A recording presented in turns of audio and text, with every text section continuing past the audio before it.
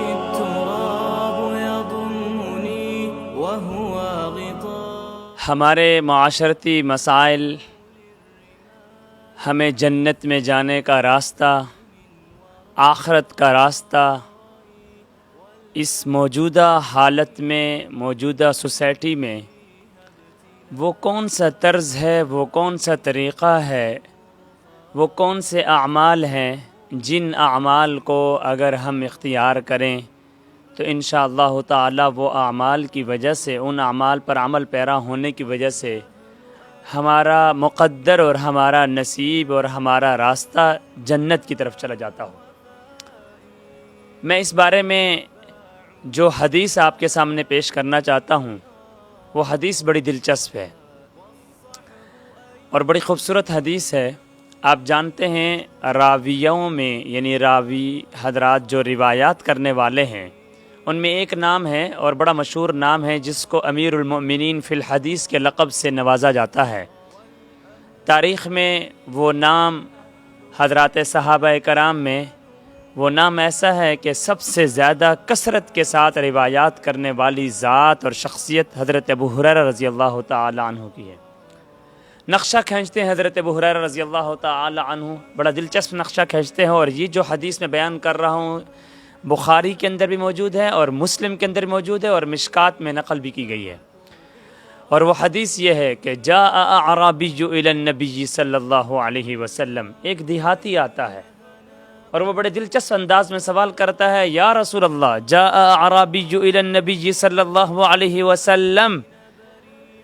یا رسول اللہ دلنی علی عمل اذا عملته دخلت الجنہ۔ یا رسول اللہ چند موٹے موٹے صلی اللہ علیہ وسلم چند موٹے موٹے اور اہم اہم اعمال عطا فرما دیجئے، بتا دیجئے، دخلت الجنہ، تاکہ جلدی جنت میں داخل ہو جاؤں۔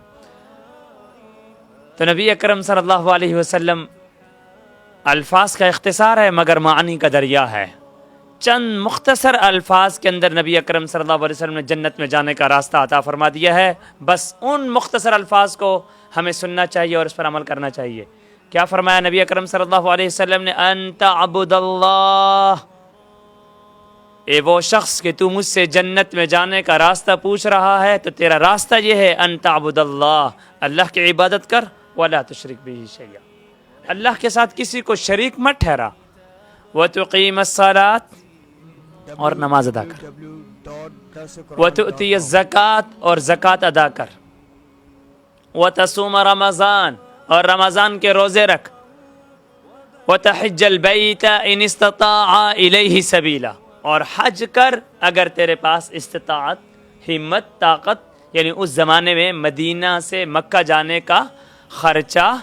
یا مدینہ سے مکہ جانے کا زاد راہ یا سواری تیرے پاس موجود ہے تو بیت اللہ کا حج کر۔ بس یہ اعمال نبی اکرم صلی اللہ علیہ وسلم نے بتایا۔ اب وہ دیہاتی شخص اٹھتا ہے اور اٹھ کر جانے لگتا ہے، اور جانے سے پہلے وہ آسمان کی طرف دیکھتا ہے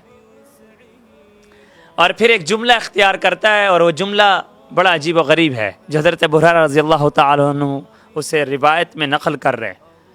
کیا کہتا ہے وہ دیہاتی شخص، دیہات سے آنے والا وہ شخص؟ والذی نفسی بیدہ لا ازید علی ھذا ولا انقص منہ،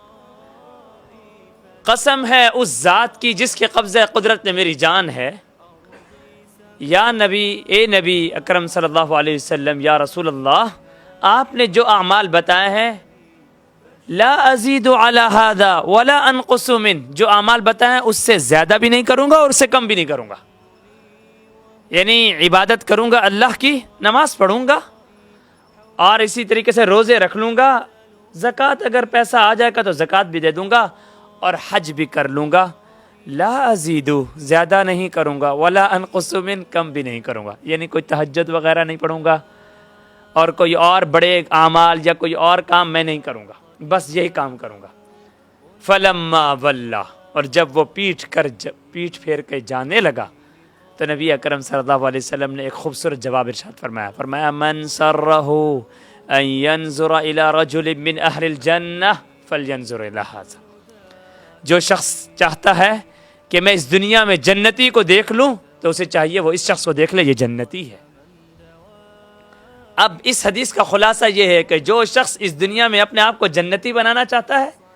جو شخص چاہتا ہے کہ میں جنت میں چلا جاؤں،